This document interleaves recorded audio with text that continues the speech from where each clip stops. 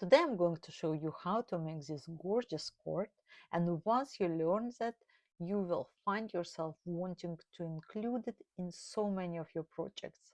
The best part, it only involves single crochet stitches.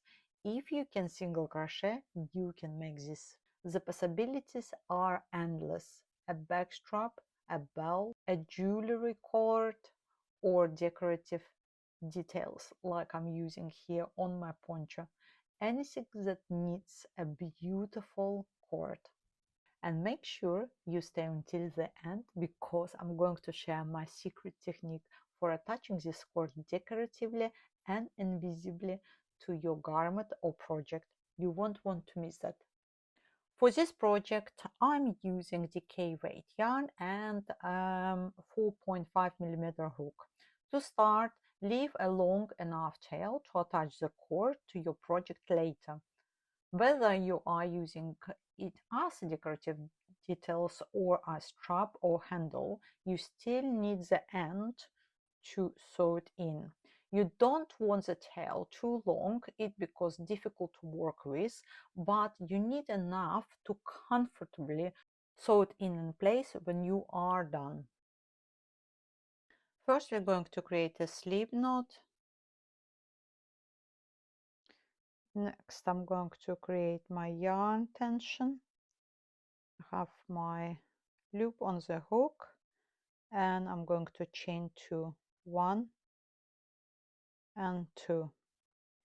Next, I'm going to insert the hook into the first loop and pull up a loop.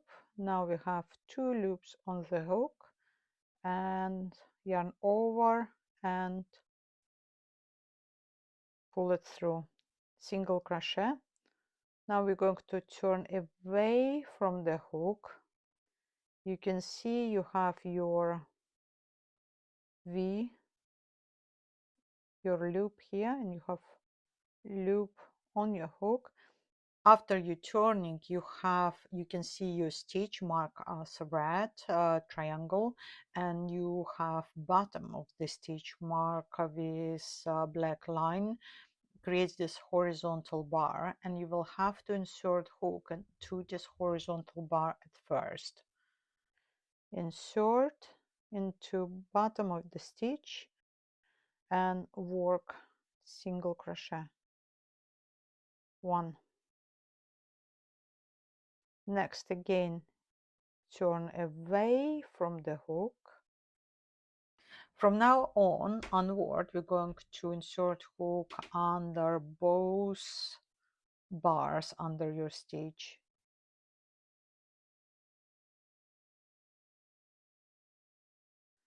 And work single crochet. Again, turn. It's difficult to just push your hook through both loops. I'm usually help with my thumb. 1, 2, and single crochet. Again, turn.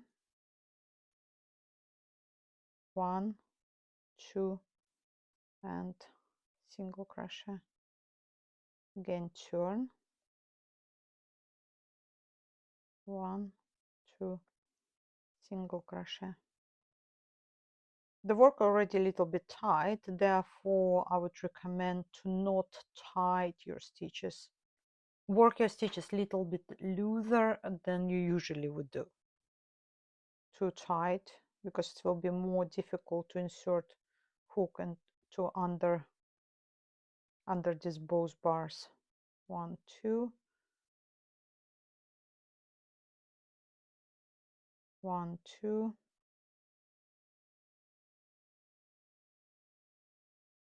1, 2, single crochet. Again, single crochet. And here's my finished cord sample. You can work it at any length you desire, whether you need just a decorative detail for your project or a long strap or a handle. As you can see, it creates this beautiful dense rope-like texture, and that's what makes it so versatile and so elegant as a finishing detail.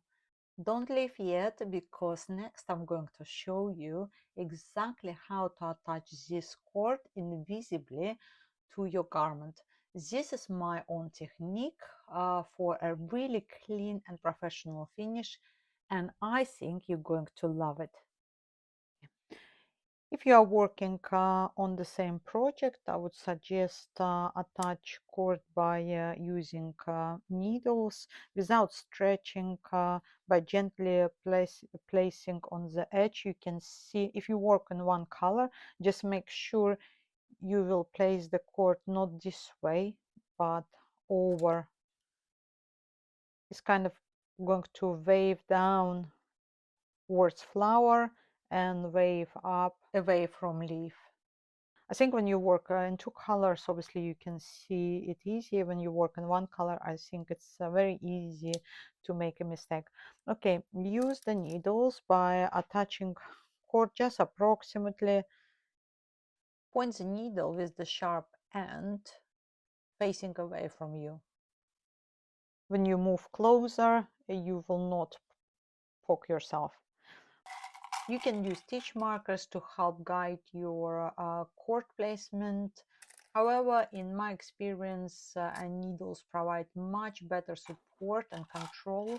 If you don't have either, you can attach the cord slowly and carefully without any tools.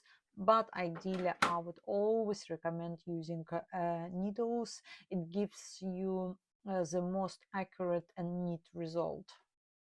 And you can always adjust as you go.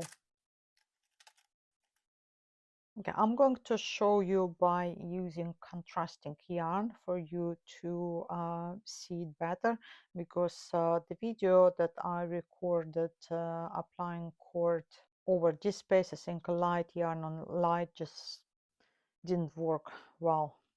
Okay, next, for example, we're going to apply here.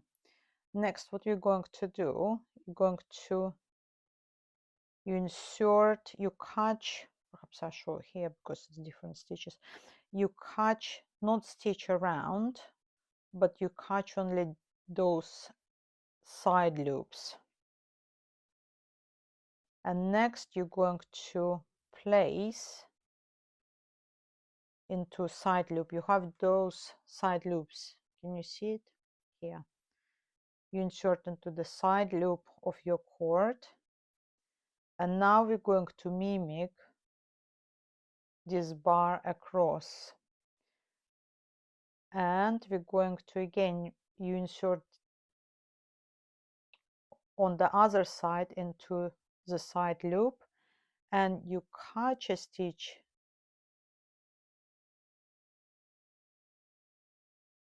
under the work and pull through. Again, just make sure you don't too tight. Pull slightly just to make sure you don't have too much yarn, but don't too tight, because the cord will look uneven in places, too tight in some area and too loose in others. Insert the needle into side loop, front to back, catch the work to attach, insert from back to front into other side loop, and across the bar into parallel loop. You work in repetition. The top stitches are across all these bars, and stitches at the bottom, they're going across, and it's kind of in a spiral motion. You repeat the pattern, and like that you continue till the end.